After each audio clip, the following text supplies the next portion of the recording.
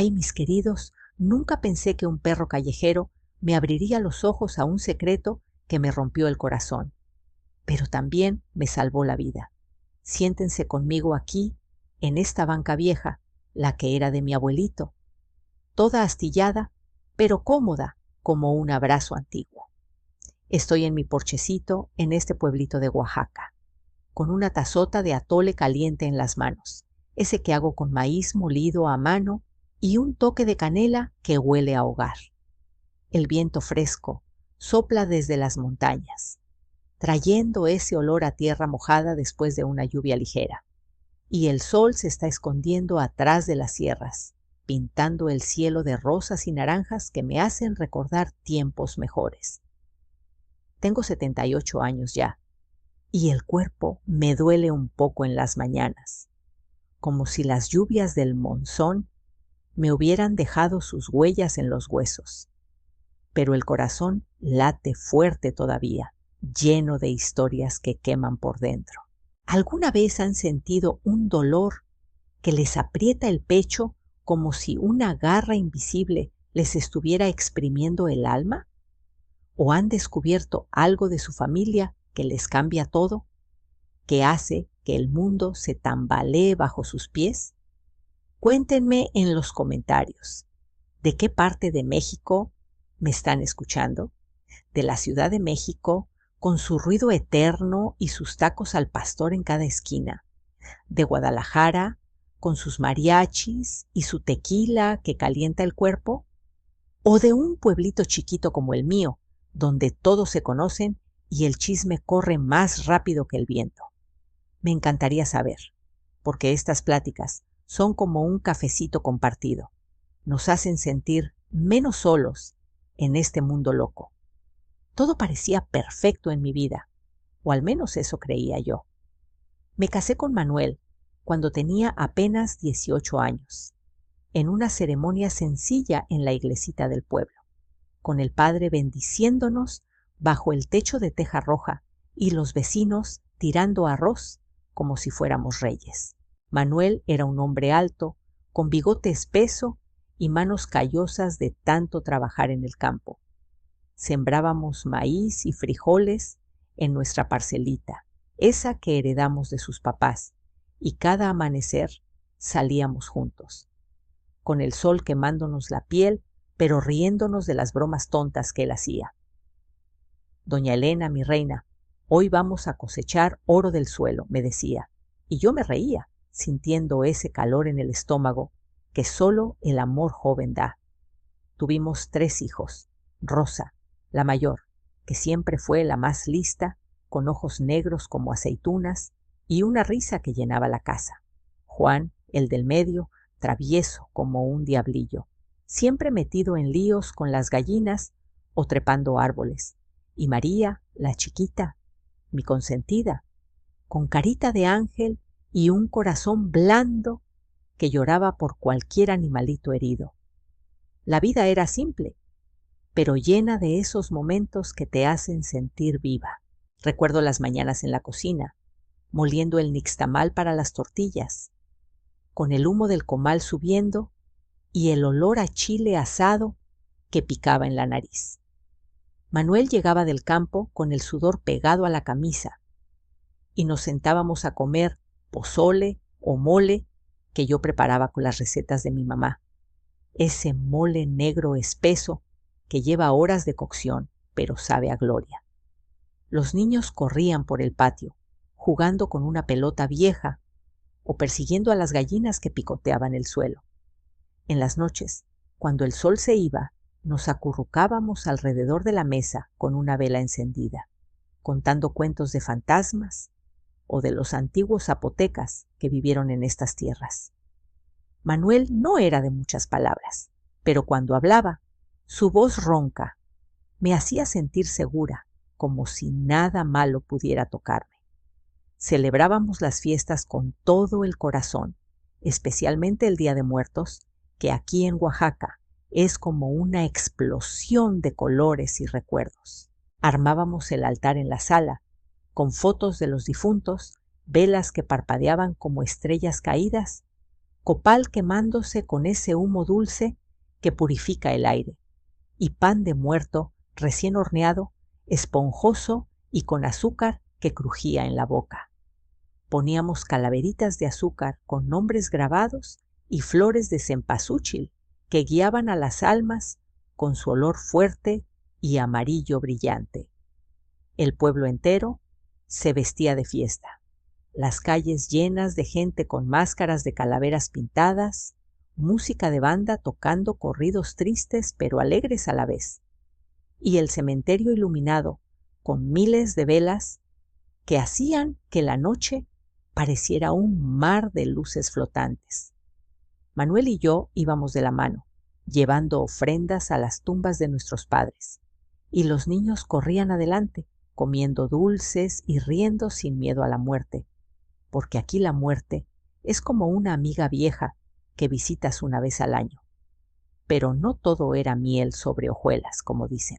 Había días duros, cuando la sequía quemaba las cosechas y el maíz se marchitaba como hojas secas, dejándonos con el estómago apretado y las deudas acumulándose como nubes de tormenta.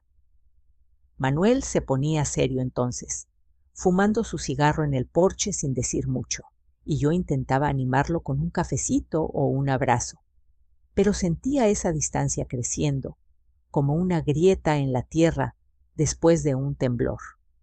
A veces llegaba tarde del pueblo, diciendo que había estado con amigos en la cantina, bebiendo pulque para ahogar las preocupaciones, y yo lo perdonaba, porque así eran los hombres en estos lugares, fuertes por fuera, pero débiles por dentro. ¿Dónde anduviste tanto tiempo?, le preguntaba, y él respondía con un beso en la frente. No te preocupes, mi amor, solo platicando con los compas.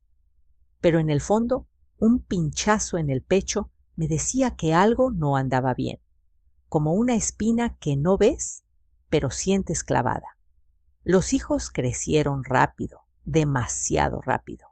Rosa se casó joven con un muchacho del pueblo vecino, un carpintero bueno, que la trata como reina, y se mudaron a una casita cerca del río. Juan se fue a la ciudad a trabajar en una fábrica, mandando dinero cada mes, con cartas que olían a humo de camiones. María se quedó más cerca, estudiando para maestra en la escuelita local, y venía los fines de semana con sus risas y sus abrazos que me llenaban el alma. Manuel y yo nos quedamos solos en la casa, con el silencio que antes era ruidoso de niños. Intentábamos llenarlo con pláticas sobre el pasado, pero a veces el aire se ponía pesado, como si hubiera secretos flotando invisibles. Él empezó a enfermarse, un dolor en el pecho que el doctor dijo era del corazón, y yo lo cuidaba con tés de hierbas y rezos a la Virgen de Juquila, esa que protege a los oaxaqueños como una madre eterna. Fue en uno de esos días grises, después de una tormenta que dejó el camino embarrado, cuando encontré a Chico. Era un perro callejero, flaco como un espantapájaros, con el pelo enmarañado y ojos grandes que miraban con una tristeza que me apretó el corazón. Lo vi tirado al lado de la carretera, temblando bajo la lluvia, y no pude dejarlo ahí. «Ven, pobrecito, ven conmigo», le dije, extendiendo la mano, y él se acercó cojeando, lamiéndome los dedos como si supiera que yo era su salvación. Lo llevé a casa, lo bañé con agua tibia y le di restos de tortilla con frijoles que devoró como si no hubiera comido en días. Manuel lo vio y frunció el ceño. «Elena, ¿otro animal? Ya tenemos suficientes con las gallinas». Pero yo insistí. «Es solo un perrito, Manuel, míralo. Está solo como nosotros a veces». Chico se quedó, durmiendo en un rincón del patio, y pronto se convirtió en mi sombra, siguiéndome a todos lados con esa cola moviéndose como un abanico viejo. Chico era curioso, siempre metiendo la nariz donde no debía, ladrando a las sombras o escarbando en el jardín como si buscara tesoros enterrados. Me hacía compañía en las tardes solitarias, cuando Manuel salía al pueblo por asuntos y yo me sentaba a coser o a moler maíz, sintiendo ese vacío que crecía como una maleza. A veces, Chico ladraba a las fotos antiguas en la pared, esas de Manuel joven, con una mirada que me ponía nerviosa, como si supiera algo que yo ignoraba. «Cállate, Chico, es solo una foto», le decía, pero dentro de mí, esa espina se clavaba más hondo. Ese año, el Día de Muertos, prometía ser especial. El pueblo se preparaba con antelación, las mujeres horneando pan de muerto en hornos de leña, los hombres construyendo altares gigantes en la plaza con fotos amarillentas y velas gruesas, y los niños pintando calaveritas con colores brillantes. Yo ayudé en la cocina comunitaria, amasando la masa que olía a anís y naranja, sintiendo esa alegría mezclada con melancolía porque Manuel ya no estaba tan fuerte para unirse. «Vamos a hacer el altar más bonito para tus papás», le dije a Chico, que me seguía olfateando todo. Pero en el fondo sentía una inquietud, como si una tormenta se acercara sin nubes en el cielo. La noche de la fiesta llegó, con el aire lleno de copal y música de sones oaxaqueños que hacían vibrar el suelo.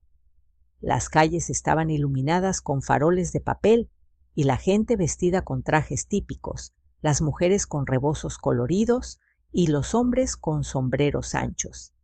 Llevé a Chico, atado con una correa vieja, porque no quería que se perdiera en la multitud. El cementerio era un espectáculo, velas parpadeando en cada tumba, ofrendas de comida humeante y familias rezando con voces bajas que se mezclaban con risas lejanas. Manuel y yo caminamos despacio, colocando flores en la tumba de sus padres, pero él parecía distraído, mirando hacia el horizonte como si esperara a alguien. De repente, Chico tiró de la correa con fuerza, ladrando como loco hacia una tumba apartada, y antes de que pudiera sujetarlo, se soltó y corrió entre las lápidas, derribando velas y esparciendo pétalos de cempasúchil por el suelo.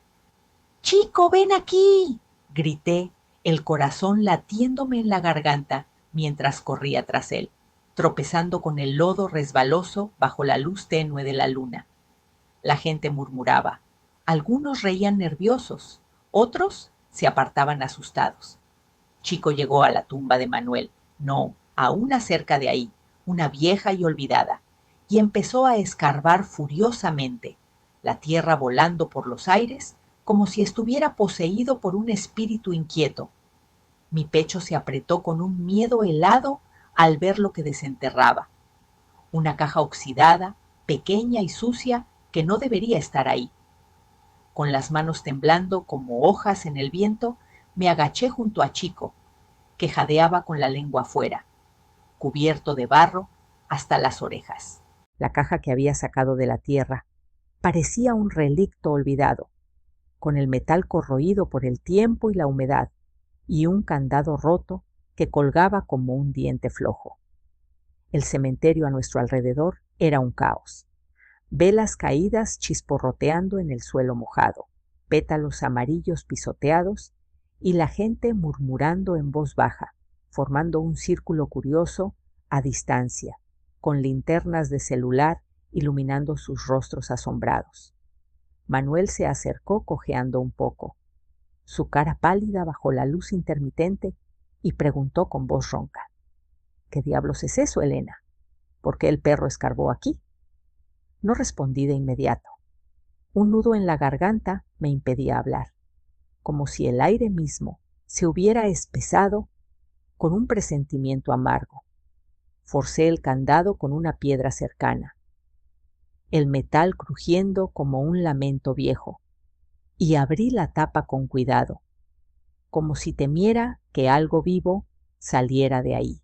Dentro, envueltas en un plástico amarillento y atadas con una cinta descolorida, había un puñado de cartas dobladas con tinta borrosa pero legible bajo la luz de mi teléfono. El corazón me dio un vuelco al reconocer la letra de Manuel. esa caligrafía inclinada y apresurada que usaba para anotar las cuentas del campo. La primera carta empezaba con "mi querida Lupita" y seguían palabras que me golpearon como puñetazos en el estómago. Promesas de amor eterno, descripciones de encuentros robados en el mercado del pueblo vecino, quejas sobre nuestra vida cotidiana que él llamaba asfixiante. Lupita, mi luz en la oscuridad, no soporto más esta rutina con Elena. Ella no entiende mi alma como tú. Escribía en una y en otra. Nuestro hijo será fuerte como yo, lo juro. Un día lo reconoceré, pero por ahora el secreto nos protege. El mundo se inclinó a mi alrededor, como si la tierra del cementerio se estuviera hundiendo bajo mis pies. Lupita era esa mujer del pueblo de al lado, la viuda que vendía frutas en la feria, con quien Manuel siempre platicaba por negocios. ¿Un hijo? ¿Un hijo que nunca mencionó en 50 años de matrimonio? Las lágrimas brotaron calientes, mezclándose con las gotas de lluvia que caían finas como agujas, y sentí un vacío en el pecho que dolía más que cualquier golpe físico, como si alguien hubiera arrancado un pedazo de mi ser. Chico se acurrucó a mi lado, lamiéndome la mano con su lengua áspera, como si entendiera mi tormento y tratara de consolarme con su presencia muda. La gente alrededor empezó a susurrar más fuerte. ¿Qué pasa, doña Elena? ¿Es un tesoro o qué? Pero sus voces sonaban lejanas, ahogadas por el zumbido en mis oídos. Manuel se arrodilló a mi lado, intentando quitarme las cartas, pero lo empujé con una fuerza que no sabía que tenía. Mi voz saliendo en un grito ahogado. ¡No me toques! ¿Cuánto tiempo, Manuel? ¿Cuántos años me mentiste? Su rostro se descompuso, pasando de la confusión a la culpa en un instante, los ojos bajando al suelo como un niño regañado. Elena, por favor, no aquí, no ahora, murmuró. Pero ya era tarde. El daño estaba hecho, expuesto bajo las luces parpadeantes del Día de Muertos, con las almas de los muertos como testigos silenciosos. Recordé entonces todas esas señales que ignoré, las ausencias inexplicables, las discusiones donde me hacía sentir tonta por preguntar, los regalos baratos que me traía como compensación, diciéndome para mi reina, con una sonrisa falsa. Era abuso sutil, emocional, el que me mantenía callada y dudando de mí misma, todo para cubrir su doble vida. La fiesta se convirtió en un remolino de confusión. Algunos vecinos intentaron intervenir. Una comadre me tomó del brazo. Cálmate, Elena, debe ser un error. Pero yo me zafé, caminando tambaleante hacia la salida del cementerio, con Chico trotando fielmente a mi lado, la caja bajo el brazo, como una bomba a punto de explotar. Llegué a casa esa noche, con el vestido empapado y el alma hecha trizas, y Manuel detrás suplicando explicaciones que no quería dar. Fue un error de juventud, dijo finalmente, sentado en la cocina, con la cabeza entre las manos, mientras yo preparaba un té de manzanilla que no bebí. Lupita y yo, antes de casarnos, pero siguió después. El niño, Carlos, tiene 30 años ahora. Nunca te lo dije porque te quería proteger. ¿Protegerme? Era como si me hubiera clavado un puñal en la espalda y ahora me pidiera que lo perdonara por no girar la hoja. Esa revelación me dejó insomne, dando vueltas en la cama, con el techo girando sobre mí, reviviendo cada momento de nuestro matrimonio bajo una luz nueva y cruel. El abuso no era solo las mentiras, eran las veces que me criticaba por mi peso, por mi forma de cocinar, por no ser suficiente, todo para justificar su traición en su mente torcida. Al amanecer, con el sol filtrándose por las cortinas raídas, decidí contárselo a los hijos. Llamé a Rosa primero, que vivía cerca. Llegó con cara de preocupación, trayendo tamales frescos que nadie tocó. «Mamá, ¿qué pasó? Papá dice que estás exagerando. Le mostré las cartas y su rostro se endureció, pero luego defendió a Manuel. Era joven, mamá. Los hombres cometen errores. No lo juzgues tan duro. Juan, por teléfono desde la ciudad, fue diferente. Eso es imperdonable, mamá. Te mereces mejor. Ven conmigo si quieres. María, la más sensible, lloró conmigo en la línea.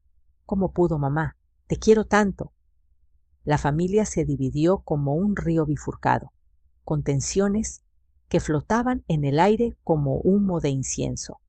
Días después, el dolor se transformó en una rabia sorda que me impulsaba a moverme. No podía quedarme como víctima, sentada en la casa con recuerdos envenenados.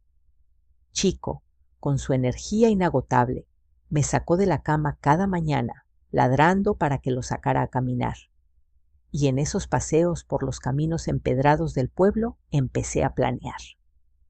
Voy a confrontarlos, me dije un atardecer, mirando las sierras teñidas de púrpura con el viento carrying el aroma de ocote quemado de alguna fogata lejana.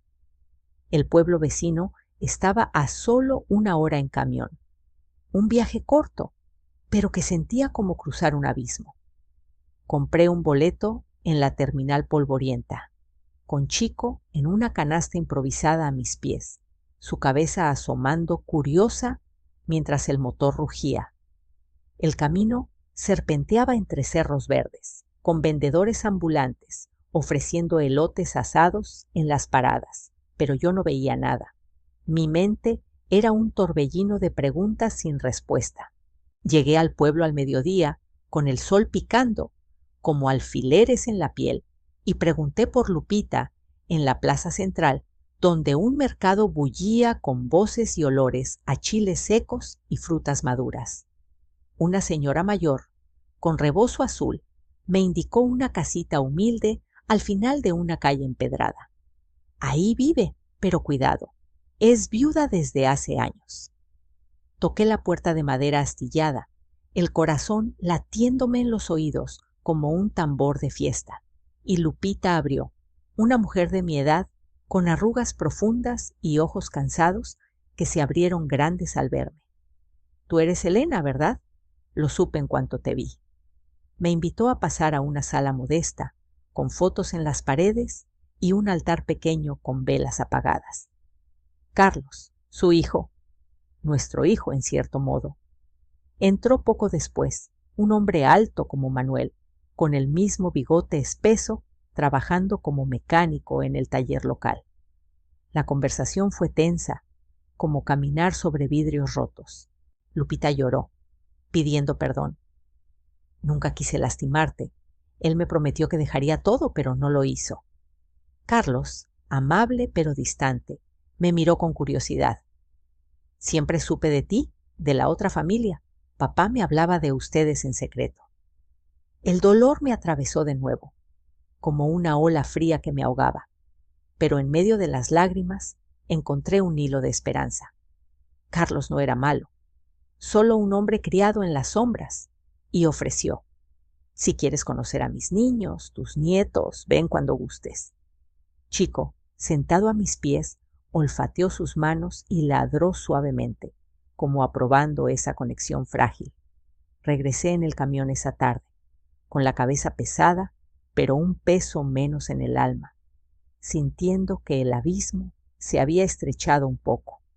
Las semanas siguientes fueron un torbellino de emociones crudas. En casa, confronté a Manuel una y otra vez. Nuestras discusiones como tormentas que limpiaban el aire pero dejaban destrozos.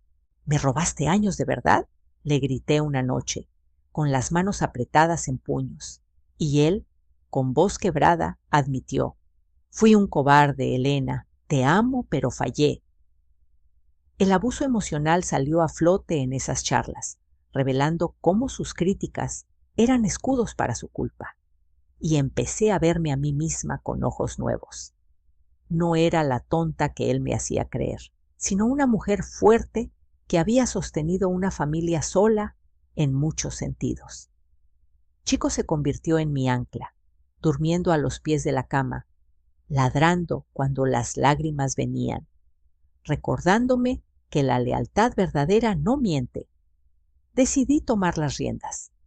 Empecé a visitar a Carlos en secreto al principio, carrying dulces para sus hijos, pequeños con risas inocentes que me llamaban abuelita Elena sin saber el enredo. Rosa se enojó al enterarse. «Estás traicionando a papá», dijo, pero Juan me respaldó. «Haz lo que te haga bien, mamá. Mereces paz».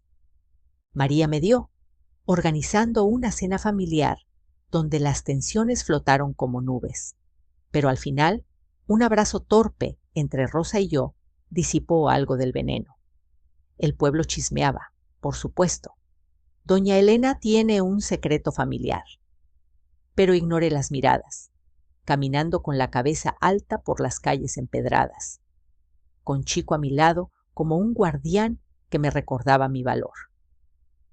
En medio de ese caos interno, encontré momentos de claridad inesperados. Una tarde, sentada en el porche con una taza de chocolate oaxaqueño espumoso, vi a Chico jugando con una pelota vieja en el patio y pensé, este perro me salvó de vivir una mentira más tiempo. La esperanza brotaba tímida, como una flor en tierra árida, al imaginar una familia ampliada, con nietos nuevos en las fiestas navideñas, posadas con piñatas y aguinaldos. Pero el dolor aún latía, una herida abierta que sangraba en las noches solitarias, hasta que una carta de Carlos llegó por correo, invitándome a una comida en su casa, y sentí un calor en el pecho que disipaba la oscuridad poco a poco. Salí al atardecer siguiente, con Chico en la canasta, rumbo al bus que me llevaba a esa luz tenue pero real. Bajé del camión con las piernas entumecidas por el traqueteo del camino.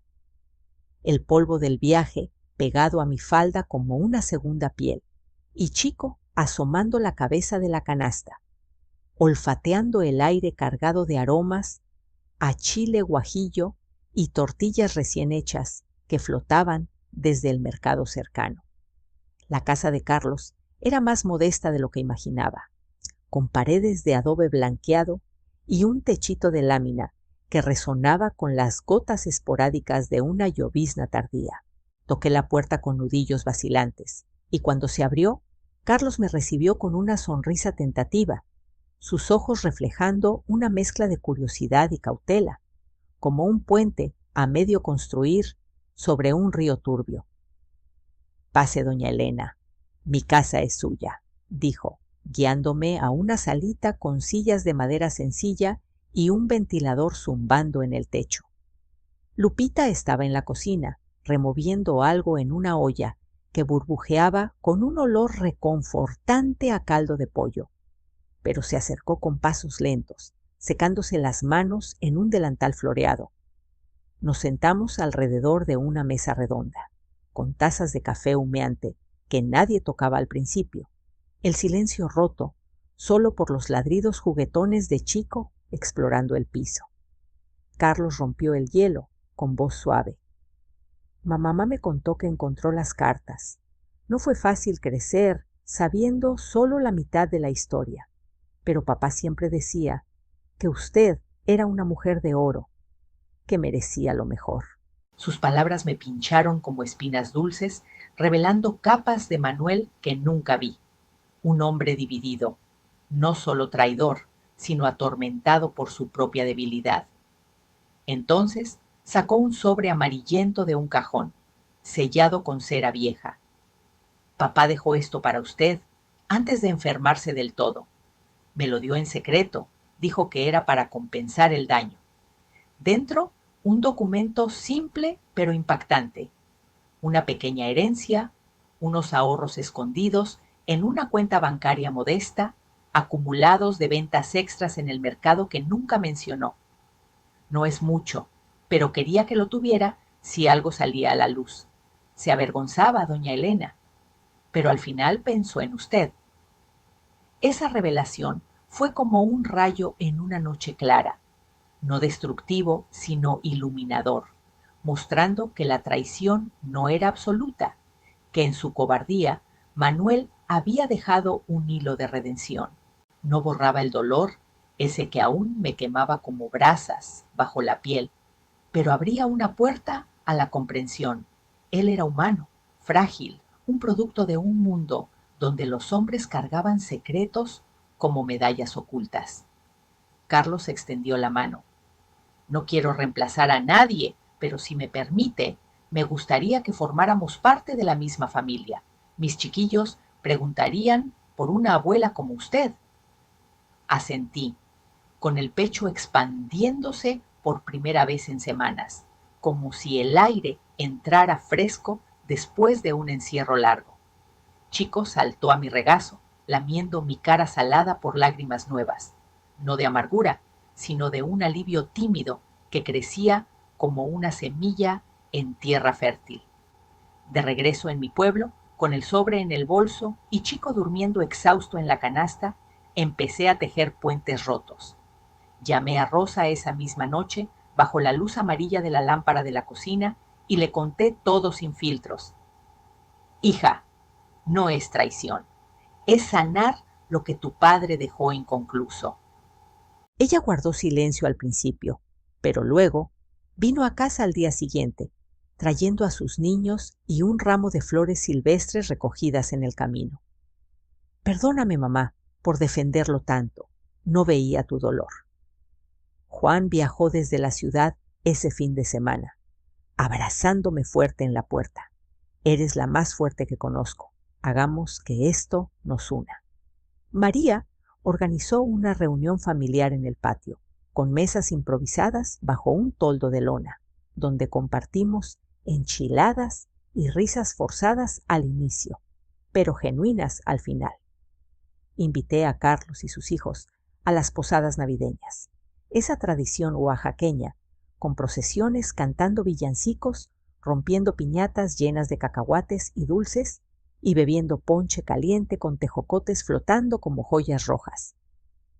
Ver a mis nietos jugando con los de Carlos, persiguiendo a Chico por el jardín, fue como ver un tapiz remendado, no perfecto, pero entero. Chico se volvió más que un perro.